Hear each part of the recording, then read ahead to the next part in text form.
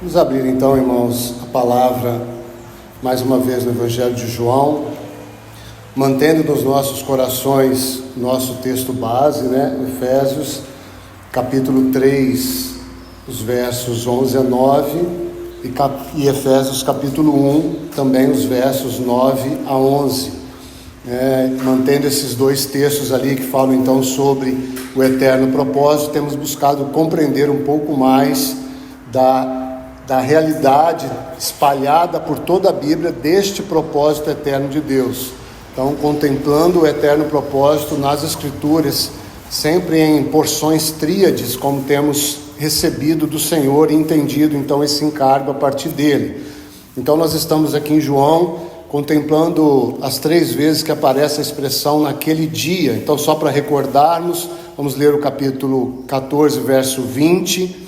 Naquele dia vós conhecereis que eu estou em meu Pai, e vós em mim, e eu em vós. Então aqui nós destacamos a letra A, a perfeita habitação, Essa realidade então imutável. Aquele que creu no Senhor Jesus como único Senhor e Salvador, ele passou da morte para a vida, porque a vida no Espírito Santo, a pessoa do Senhor Jesus no Espírito Santo, veio habitar neste vaso que outrora estivera morto e agora está vivo pela vida que nele habita. Então, uma perfeita habitação, intocável, irremovível, porque ela está depositada e assegurada na obra do Senhor e não na nossa resposta num primeiro plano. Depois, então, o verso 16, capítulo 16 de João, verso 23, está aí de novo a expressão: naquele dia nada me perguntareis, em verdade, ou em realidade vos digo, se pedirdes alguma coisa ao Pai, Ele vô-lo concederá em meu nome. Então o Senhor Jesus aqui humildemente está deixando a realidade que vimos na letra B da perfeita visão. É como se Ele, depois de ter feito então a sua obra plena, fosse então ressuscitado e assentou-se à destra do Pai e derramou o Espírito Santo. Por isso o foco naquele dia com o Espírito Santo em nós. O que ele quer deixar aqui é que nós temos perfeita visão, uma visão completa. Então nós, por conta dele que está assentado à direita do Pai, nós temos um acesso direto ao Pai. Então é como se ele estivesse dizendo assim: olha, eu fiz e cumpri, agora eu estou aqui diante do Pai. Quando vocês forem chegar ao Pai, vocês vão passar por mim, mas é como se, o que ele quer dizer, vocês têm acesso direto, vocês podem ver plenamente, pode ser chegar plenamente. Eu estou aqui, não precisam nem olhar para mim. Vocês têm tamanha fé e convicção de que a obra que eu fiz é perfeita, que vocês podem conversar com o Pai de vocês, assim como eu, Senhor Jesus, converso com o meu Pai. Então o sentido aqui é de maneira nenhuma anulando a obra dele, muito pelo contrário, é passando por ele, por conta do que ele fez uma vez por todas, como nós vimos ali em Hebreus. Hoje qualquer cristão pode olhar para Deus e pedir a Deus, e receberá de Deus por meio do Filho, através do Espírito.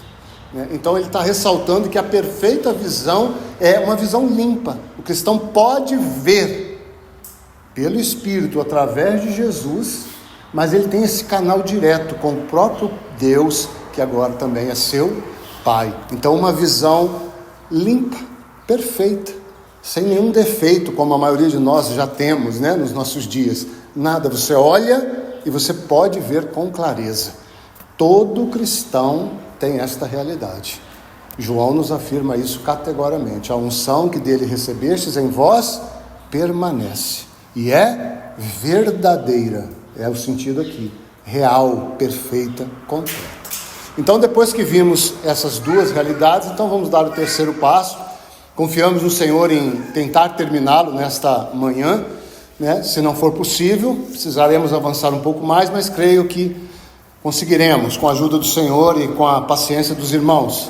Então está aí no capítulo 16, verso 26. Então a terceira vez que aparece a expressão naquele dia. Então diz assim: naquele dia pedireis em meu nome. e não vos digo que rogarei ao Pai por vós. Então ele está deixando essa realidade de um avanço aqui, né, como um intercessor. Preste atenção, vou ler de novo o texto. Naquele dia pedireis em meu nome, e não vos digo que rogarei ao Pai por vós. Você veja que é um texto, já vou dar o título aqui, que traz uma responsabilidade. É como se o Senhor Jesus estivesse dizendo assim, ó, nem tudo que vocês me pedirem será levado a Deus como oração, porque Ele é o perfeito intercessor, né? Hebreus 7:25. Mas que bom que Ele age assim, né? Porque imagina se Ele nos desse tudo que nós pedimos. Se isso acontecesse, nós jamais, e aqui está o grande problema, jamais teríamos a letra C, uma perfeita glorificação. Então, para aqueles que estão anotando, né, essa perfeita glorificação. Então, só o contexto rápido aqui é esse. Então, você veja que ele fala da perfeita habitação, imutável, depois da perfeita visão, esse acesso direto ao Pai, porque ele está trabalhando com fundamentos, mas esse acesso tem um intercessor, importantíssimo. Não como se colocando numa pessoa, e ainda que o seja, indispensável, como se nada acontecesse sem ele, ainda que ele é esse, mas ele não se coloca assim. Ele está dizendo, olha, eu preciso interceder por vocês junto ao Pai, porque vocês não sabem o que pedem, né? Aqui nós temos Tiago, capítulo 4, né? Porque nós pedimos porque queremos esbanjar nos nossos próprios prazeres. Então ele faz essa intercessão maravilhosa junto a Deus, assim como o Espírito Santo também faz, ali em Romanos capítulo 8, ele intercede por nós com gemidos inexprimíveis, né? Para que então tudo seja pedido, e aqui está o eterno propósito, entende? Tudo que nós deveríamos pedir ao Senhor deveria ter em vista a nossa perfeita glorificação, nós já vamos entender um pouco mais, e então deveríamos, Pai, ensina-nos a orar. Então a oração, guarde isso se você ainda não sabe, a oração começa no ouvir, não é no falar. Então nós aprendemos que orar é falar, e a Bíblia nos ensina que em primeira instância, orar é ouvir. Por quê? Porque oração e louvor são frutos de lábios que confessam o nome do Senhor Jesus. Em primeira instância, como fundamento, nenhum ser humano por si só, se o Senhor não intervir, pode ter essa oração, confessar o nome do Senhor Jesus. E isso não muda para o cristão no sentido prático. Ele precisa orar de acordo com a vontade do Senhor. Porque é só assim, 1 João capítulo 5, que nós vamos ter certeza que nós estamos recebendo o que estamos pedindo, quando oramos debaixo do seu nome, segundo a sua vontade. Então, Pai, fala, que o teu servo ouve. Ele me deu língua e ouvidos, mas uma língua não é erudita se não tem um ouvido de erudito.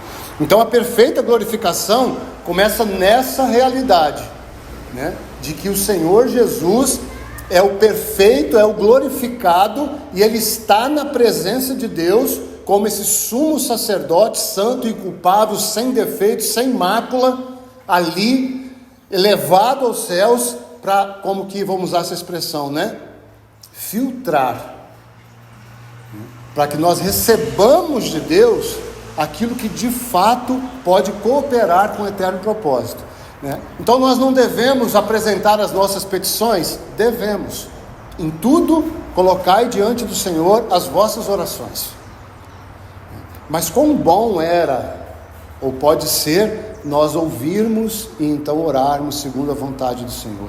Orarmos, quem sabe, a palavra, e assim os exemplos vão, mas eu quero só me deter no princípio, porque não é o foco do assunto aqui em essência, né? Mas então nós temos essa perfeita glorificação à medida que nós vamos nos alinhando com o lugar que o Senhor determinou para a sua igreja. E é isso que nós vamos procurar construir nessa manhã, porque só é perfeita glorificação aqueles que são membros da igreja, que perfeitamente ou fielmente puderam orar segundo a vontade do Pai. Porque como Jesus orou? Ele falou: Pai, livre-me da cruz, eu não vou suportar. Essa foi o centro da oração dele? Não, ainda que ele tenha manifestado isso. Eu estou citando de propósito. Pai, se possível for, passe esse cálice, que a vontade incluía a cruz. Mas o que ele ensina como oração? Pai, seja feita a tua vontade. Aonde? Na terra. Como? Como ela é no céu. O sentido é como ela foi estabelecida na eternidade e já é vivida na eternidade, que ela possa ser trazida para a terra. Então veja que não é: Pai, seja feita a tua vontade para a minha vida. Não é isso em essência. Pai, que a minha vida possa ser feita para a tua vontade. Então as relações de comunicação, de comunhão, de afetos com o Senhor, elas vão mudando a partir de que a nossa concepção muda, que o nosso entendimento muda. Aí está o valor do entendimento emocional, que ele consiga mudar a nossa mente, para que nós reajamos de acordo com a vontade dele, e não fiquemos somente em volta das nossas necessidades. Quem sabe, se você for um pouquinho melhor do que o outro, das necessidades daqueles que estão à volta. Quem sabe, se você for um pouquinho melhor da necessidade de muitos que estão à sua volta. Mas esse ainda não é o centro. O centro é as necessidades, entre aspas, de Deus. Lembra de Ana com Samuel? As necessidades de Deus naquele momento. Qual era a oração de Daniel? Suprir as necessidades de Deus naquele momento. A oração de Neemias, de Esdras. Então, essa é a oração do Senhor Jesus, João 17. Pai, é chegada a hora. Agora eu vou suprir as tuas necessidades. Eu vim para suprir. Nós falamos suprir porque não há outra palavra dentro do nosso entendimento, porque Deus não precisa de nada, né? Ele se decidiu necessitar de algo, para que aí então a igreja pudesse ser incluída, começando pelo filho varão perfeito, que mede toda a sua igreja a partir dele, tá? Então, vamos começar a construir essa letra C, perfeita glorificação. Então, vamos junto à carta aos Efésios.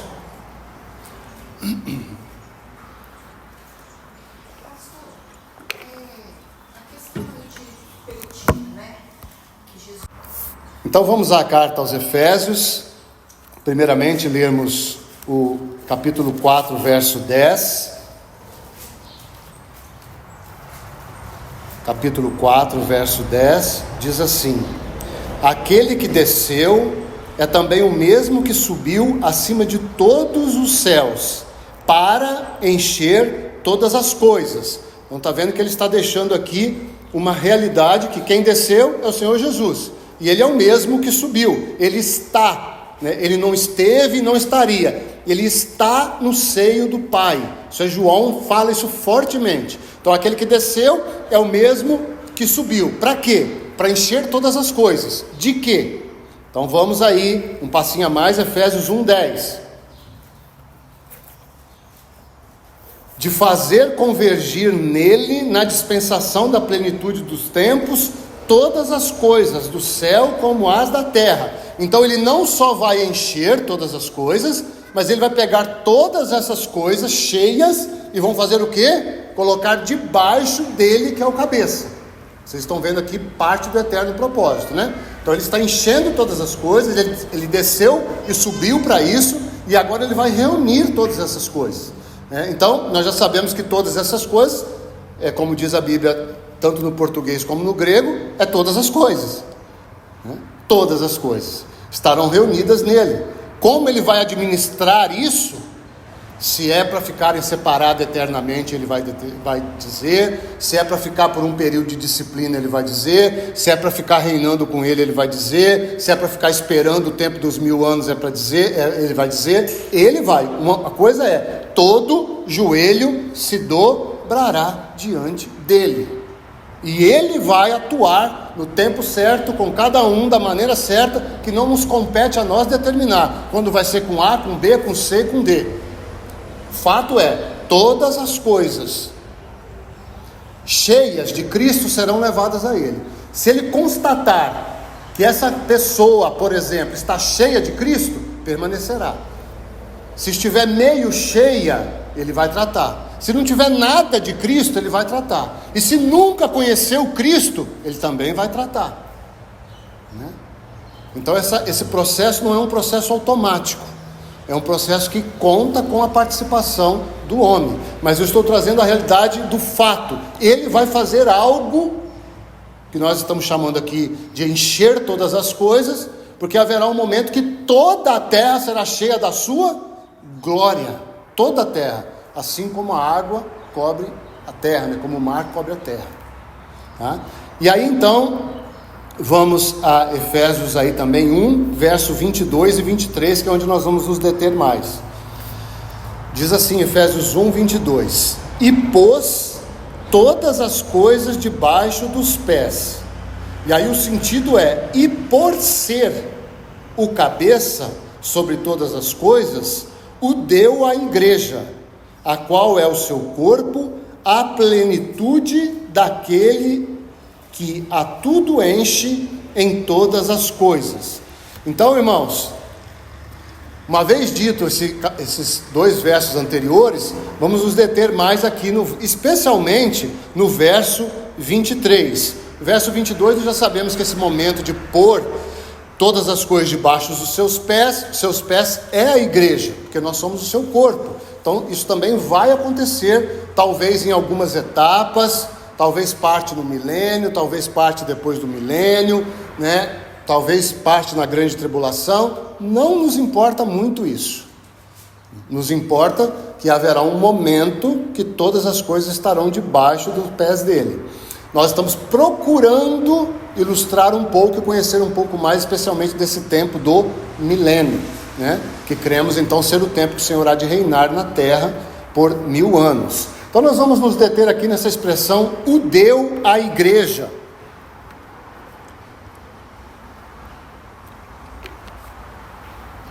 Está aí então no final do verso 22, o deu à igreja. Então aqui mais uma vez está a nossa esperança. E aqui está, coloquemos assim como fato consumado, a nossa perfeita glorificação. Quando o Senhor Jesus, na pessoa do Espírito Santo, lembra daquele dia, desceu, né, porque onde o Espírito está, Deus está. Quando ele desce, ele é dado à igreja. Num primeiro momento, aquelas 120 almas que ali estavam reunidas, aguardando, depois mais 3.000, depois mais 5.000, e o tempo se passou e ele continua se dando à igreja. Então, quando ele se deu à igreja lá na cruz como fato consumado, ali houve uma perfeita glorificação. Romanos 8,30, os glorificou no passado. Então a essência da perfeita glorificação sempre é assim. Por isso que nós começamos na perfeita habitação. Que tudo, se é perfeita habitação, tem o fato objetivo e subjetivo. Perfeita visão também. Tem o fato objetivo e subjetivo. Nós precisamos comprar o colírio. E a perfeita glorificação também tem o fato consumado na cruz, mas isso será manifesto um dia. Essa glória perfeita do Filho, junto com a sua noiva, será manifesta. Então há aqui ainda um processo, né? Contemplando de glória em glória, somos transformados à sua imagem, pelo Espírito que é o Senhor, que é o realizador desse processo. Por isso naquele dia, né? A importância do ministério do Espírito Santo, tá? Então, irmãos, né? Aí está a esperança. Então depois que nós recebemos o dom da vida, nós estamos sendo conformados a Cristo, buscando a Ele, tendo essa viva comunhão, e de alguma maneira por graça podemos alcançar o prêmio que nós vimos semana passada no texto ali de Paulo, em Filipenses 3, aquela vida ascensional, aquela vida crescente, no formato de um redemoinho, né, até atingirmos aquela perfeita glória. Então Deus, como o Pai da glória, Tiago capítulo 2, né, o Senhor, a glória, deu Jesus, nosso Salvador, para ser cabeça então da sua igreja. Então Quando nós pensamos nisso, esta realidade de que Cristo é o cabeça e nós somos o corpo, e que já há uma união perfeita e uma glória perfeita, isso ainda não é visto, né? Nós não vemos isso, né? Essa realidade não é vista, mas nós somos chamados como igreja a dar crédito a essa realidade. Por isso que nós estamos pregando sobre isso, porque nós cremos nisso, né? Nós temos certeza, especialmente à medida que temos tido luz do propósito eterno de Deus, que aquilo que Ele começou na eternidade, Ele está fazendo agora e há de se cumprir no tempo determinado por Ele. Então, Deus fez o homem ali no jardim, e formou então o homem, mas estava faltando algo, né? No decorrer do processo ali a partir de Gênesis 2, né? Adão então, num determinado momento, vê Eva, e aí então Adão vai dizer o quê? Esta, afinal, é carne da minha carne e ossos dos meus ossos. Então, quando nós vemos essa realidade ali, é a realidade da igreja que nós estamos vendo aqui em Efésios, capítulo 1, verso 22. Jesus Cristo é o cabeça sobre todas as coisas, mas, aí agora falamos com reverência, né? Uma cabeça sem um corpo, não tem muito sentido, né? Não tem sentido nenhum no natural, né? E também, obviamente, no espiritual. Então a igreja, vamos colocar também aqui de modo exemplar, né? Exemplificando, a igreja é a nova Eva do Senhor Jesus, para que a gente vá construindo essa relação, né? Quando nós vemos essa expressão igreja, aqui o deu a igreja, é a primeira vez na carta aos Efésios que essa palavra é mencionada, né? Então é importante nós vermos que quando o Espírito Santo inclui a igreja no processo, por isso a lei da primeira menção, ele traz essa realidade de que ela é incluída porque ele é o cabeça.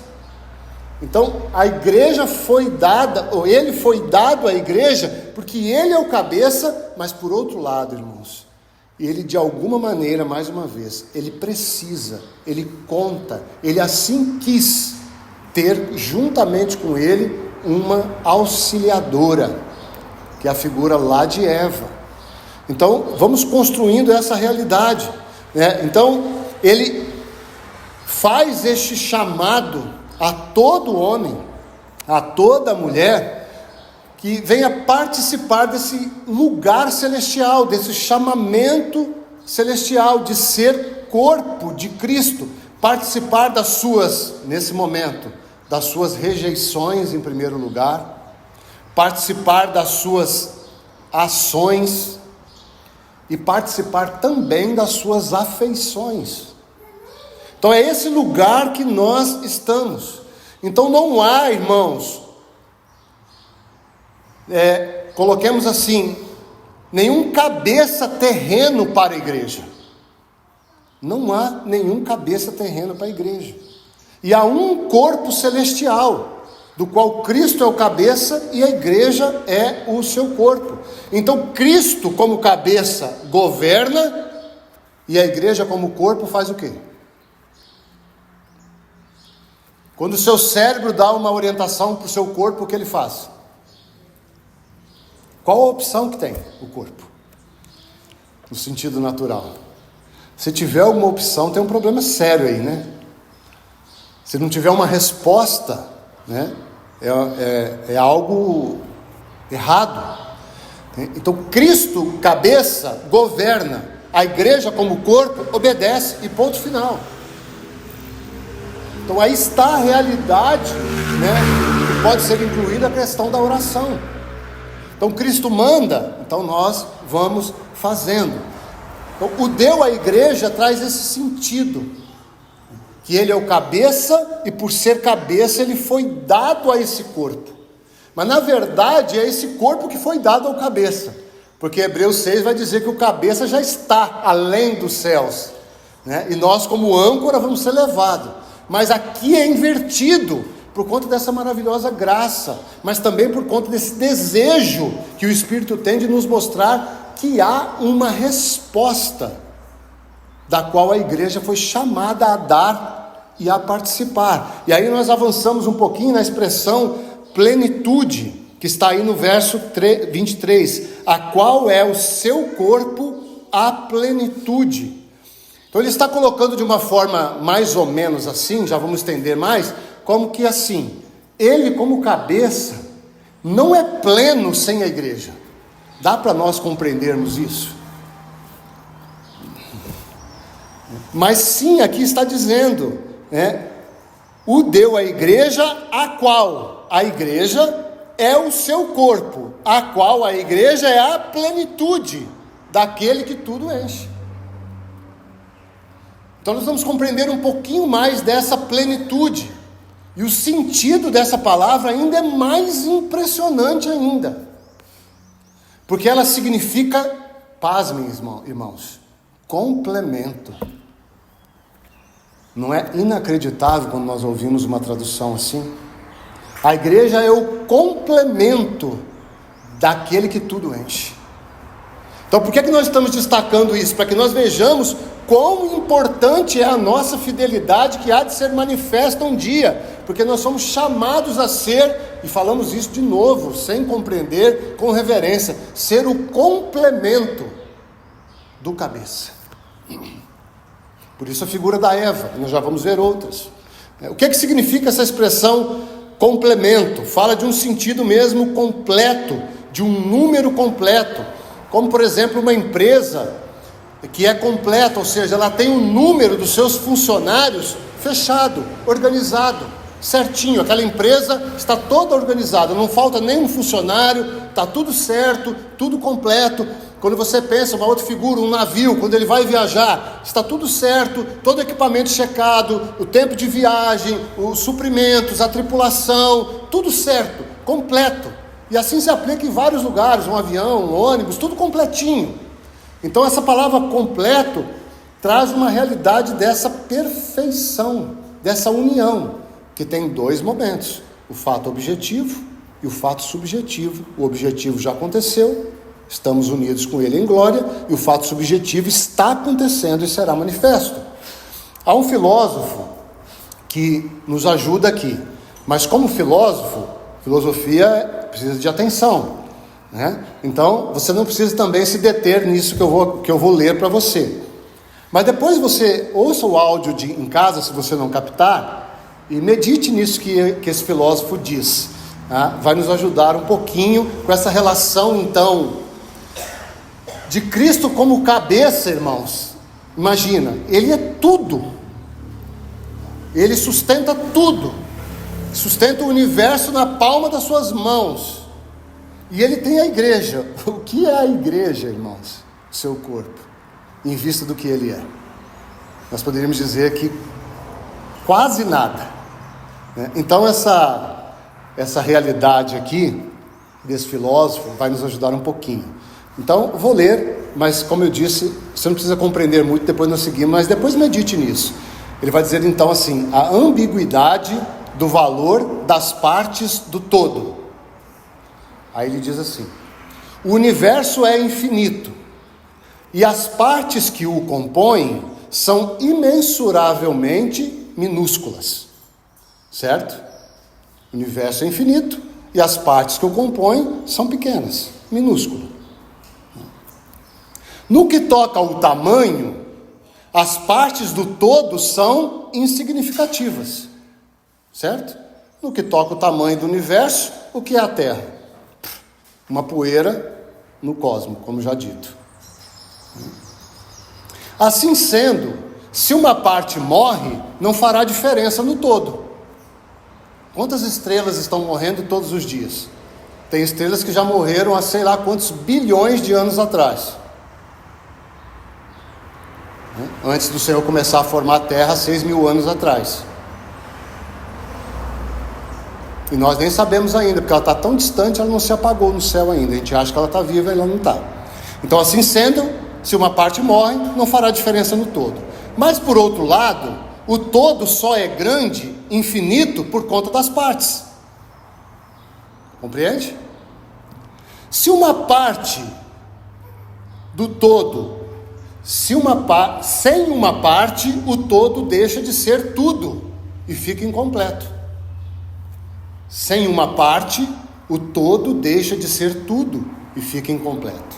Assim, a parte é parte do tudo, se tornando importantíssima. Porque sem uma parte, o tudo do todo não existiria, seria incompleto. Aí está a ambiguidade das partes. Se analisarmos o valor comparando o tamanho, nada vale. Mas se analisarmos o valor pela complementaridade, cada parte vale uma enormidade. Poderíamos já ir para casa, né? É um filósofo, aparentemente que, vamos colocar assim, está se convertendo a Deus, né, a Cristo, tá? Da nossa geração, um homem de respeito, né, que respeita a Deus, ainda que talvez não tenha bom, quem sou eu para dizer, né? Enfim, não vou citar o nome dele de propósito, tá? Mas se porventura alguém ouvir isso em áudio, que fique registrado, que se saiba quem é, tá? É uma pessoa de respeito na nossa sociedade, tá? Então, entendeu o valor da igreja? O lugar da igreja? É assim. Então, se nós analisarmos o nosso tamanho, pelo tamanho, não há valor em nós, porque Cristo é infinitamente maior do que nós. Imagina se nós pensássemos em nós como comunidade, em face à igreja espalhada em toda a terra, e em face ao Senhor. Quem somos nós? Mas pelo outro lado, irmãos, sem nós, o todo não é todo. Se nós pensarmos aqui, nesta manhã, nós somos um pequeno grupo, mas nós temos dois irmãos, também não vou citar de propósito, que justificaram e não estão aqui nesta manhã. Fazem falta. O todo não está completo, porque faltam dois e outros mais. Entende? Então o todo nunca é completo, ainda que a parte seja pequena. Então, quando nós olhamos a igreja por esse lado, nós temos que manter essas duas realidades vivas no nosso coração. Uma para nos sustentar de pé, nós somos parte importantíssima do que Deus planejou, isso nos sustenta de pé. E outra nos coloca de joelhos, com a cara no pó, nós não somos nada. Então é muito lindo vermos isso dentro do eterno propósito. Deus decidiu ter um corpo, com muitos membros, sendo um corpo só, do qual Ele é o cabeça. Então a igreja, irmãos, é minúscula, dentro do insondável Cristo, do qual nós estamos vivendo. Então assim também foi Eva, né, esse complemento para Adão. Lembra, nós estamos na palavra complemento. Adão sem Eva não seria Adão. Na verdade, irmãos, a essência ali dos dois é um só. Eles foram criados como um ser só. Não havia nem diferença entre um e outro. Depois, na explicação, isso vai ficando mais claro. Outros exemplos. Quando José, por exemplo, foi levado na posição de autoridade, é muito importante. José é uma figura clara da autoridade do reino, talvez a mais clara do Antigo Testamento, porque José, ele foi, como já dizia um irmão, ele foi andando para trás, tudo dava errado na vida dele, só andando para trás, quando ele caiu, que ele achou que ele ia morrer, ele cai sentado com plena autoridade no trono de Faraó. Mas Deus deu a ele, então, a Senate, sua esposa. Está em Gênesis 41, 20, 45. Isaac, lembra de Isaac? Que figura linda também do nosso Senhor. Isaac era o filho, vamos colocar assim, provido de Deus para Abraão. Abraão deu tudo a Isaac. O que faltava para Isaac? Uma esposa. De onde o servo de Abraão vai buscar a esposa? Daquele povo cananeu ali? Não, ele sai e vai buscar Rebeca, lá no povo. Está aí um princípio bom para os casamentos, né? De hoje em dia. Que ajude-nos o Senhor, né?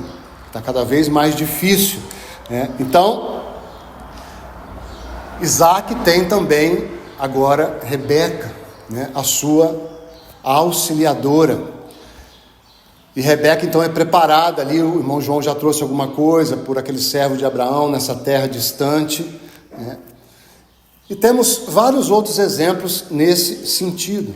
Então, como Eva, irmãos, estava acima dos animais, e de alguma maneira ela governava ali ao lado de Adão, né? Assim também a igreja está acima da criação. Lembra que nós estamos vendo essa posição de complemento de Deus. Então a igreja, ela não é igual à criação. A igreja não é mais um ser criado em meio a todos os outros seres que Deus criou. A igreja é uma criação é a única criação que está unida ao cabeça. Quando nós vamos para Romanos capítulo 8, nós precisamos de lá agora, o que a criação aguarda? A manifestação da glória dos filhos maduros de Deus. Está vendo? A manifestação da plena glorificação. Então a criação geme até o dia de hoje, aguardando que a igreja que veio ser habitada pelo Espírito Santo, está desenvolvendo a sua visão, possa se revelar em glória. Então a criação aguarda em ardente expectativa, diz ali Romano, a revelação da glória dos filhos, e ali é filhos maduros, não é de todos os filhos, ainda que todos os filhos bebês podem alcançar a maturidade. Então nós temos, irmãos, essa realidade do complemento. Em nome de Jesus, ore sobre isso. Peça ao Senhor que traga equilíbrio no seu coração entre o seu valor, a cada um repartiu a medida da fé, Romanos 12, 3, cada um, irmãos, você é, por um lado, insignificante, nunca perca isso, totalmente, no aspecto de serviço a Deus, substituível, como filho não, mas como serviço, sim. Mas por outro lado, ninguém poderá realizar aquilo que Deus te chamou para fazer. Ninguém. Não é como nós dizíamos antes, se você não fizer, Deus levanta outro para fazer. Não, se você não fizer, haverá algo a ser trazido sobre você e sobre mim. A quem muito é dado, muito será cobrado. Aquele que não conheceu a vontade, não levou nenhum açoite? Não, levou menos açoite. Lucas 12. Nós vamos ver isso na quarta-feira, se o Senhor permitir algumas coisinhas, né, no momento de quarta.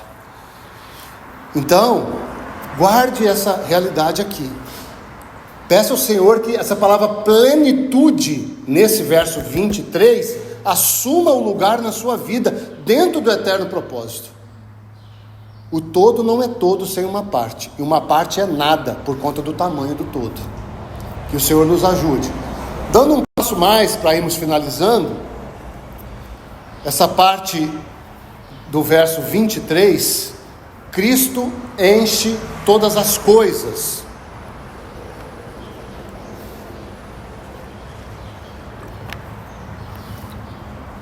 Cristo enche todas as coisas.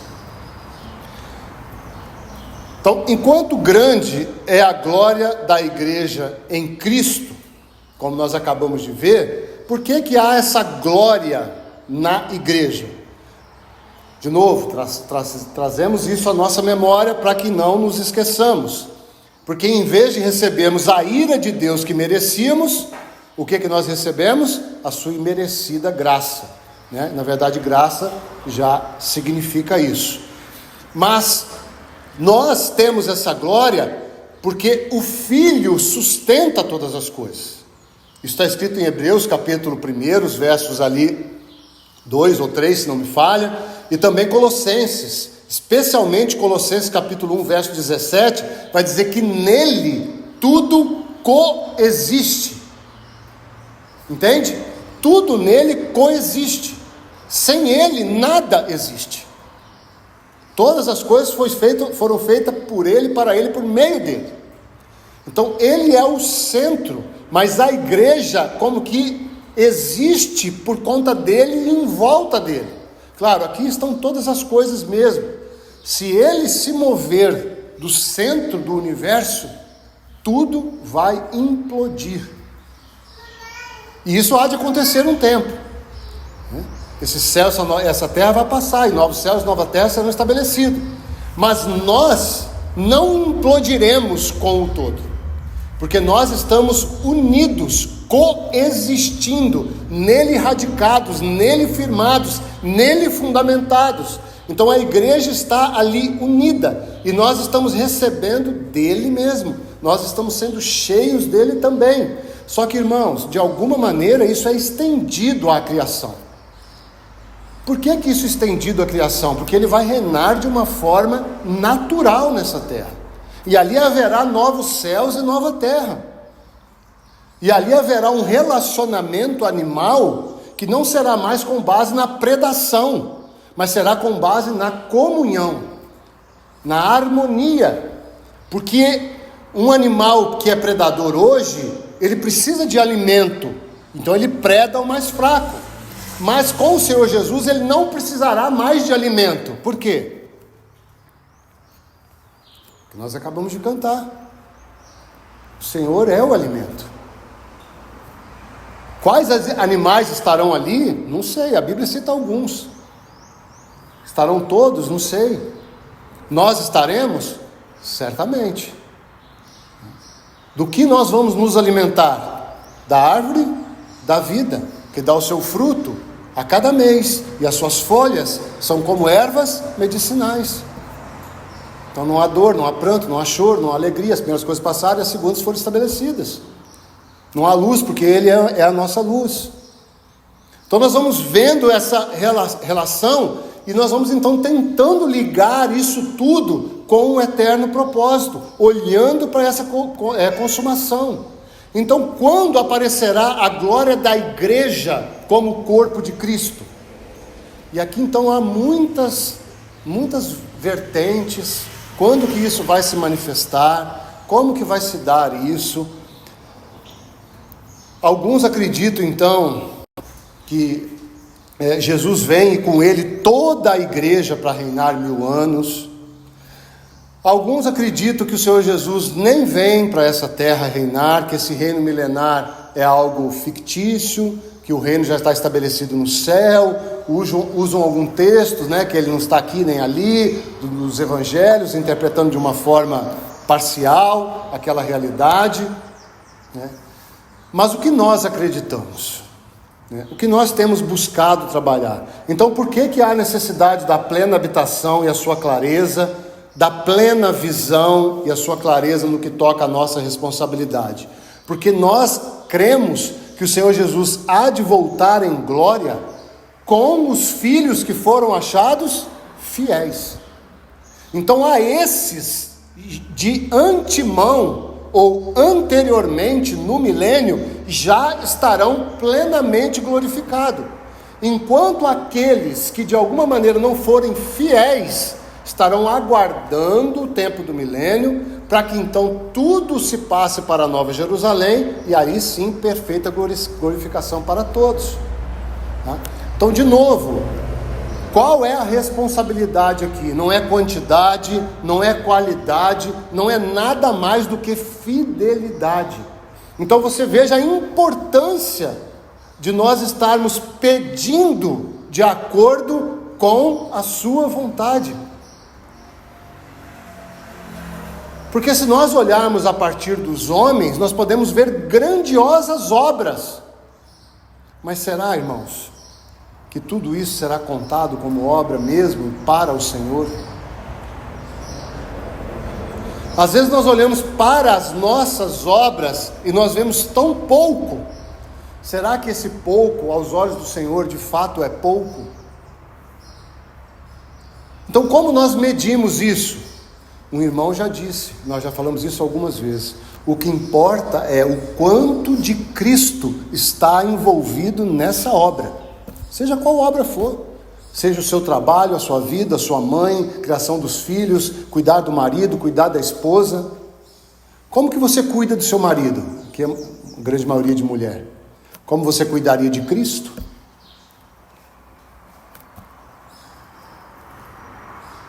Não é uma boa pergunta? Se o seu marido fosse Cristo, como você cuidaria dele?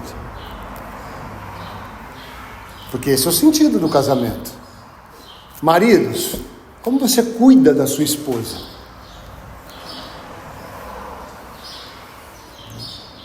Pais, como você cuida dos seus filhos? Como que Cristo, como seu pai, cuida de você? Ele te dá todas as coisas que você quer? Ele diz não para você? Ele te dá escolhas? Ele permite você sofrer? Ele te abençoa? Ele gosta de te ver feliz? Ele gosta que você colha aquilo que você planta? Então, como que os pais devem cuidar dos filhos? Como o pai cuida de você.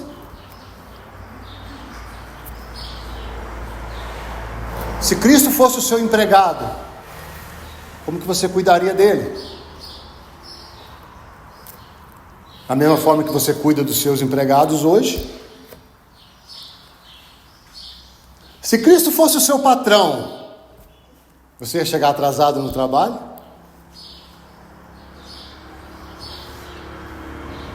Você ia fazer o serviço mal feito, conhecendo Cristo?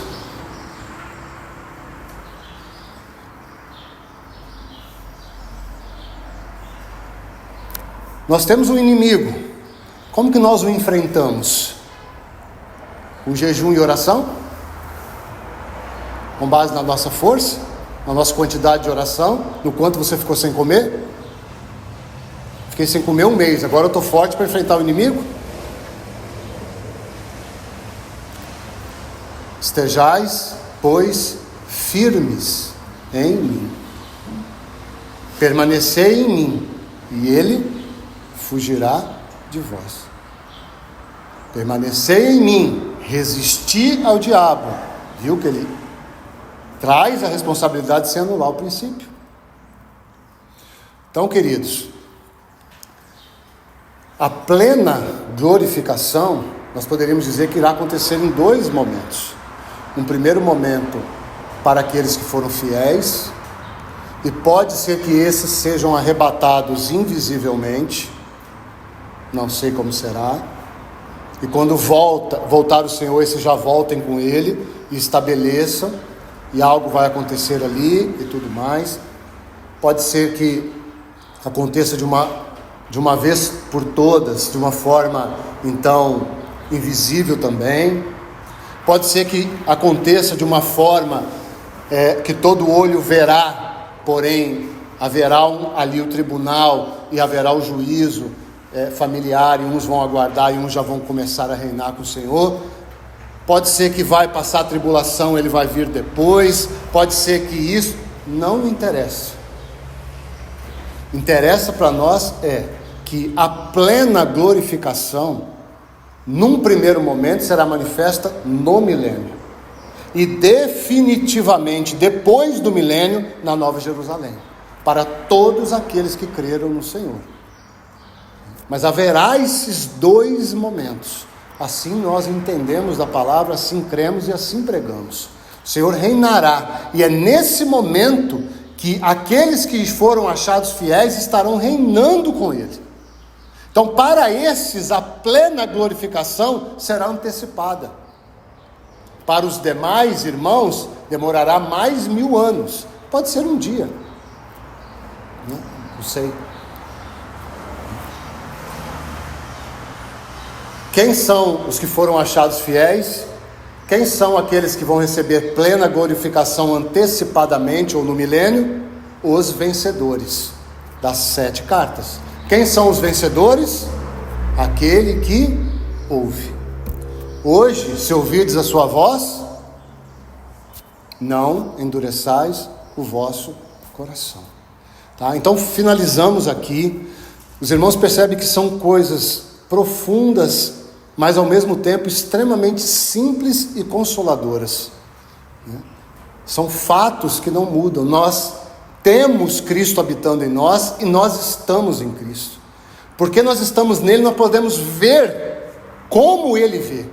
Porque, irmãos, pensam comigo, por favor. A cabeça, no sentido ali, é como se fosse o cérebro. O olho já é um membro, compreende? Ainda que está localizado na cabeça como corpo físico, mas quando a Bíblia fala cabeça, é o sentido de ser o cérebro. O olho que vê como o cérebro vê, é um membro que está do seu lado.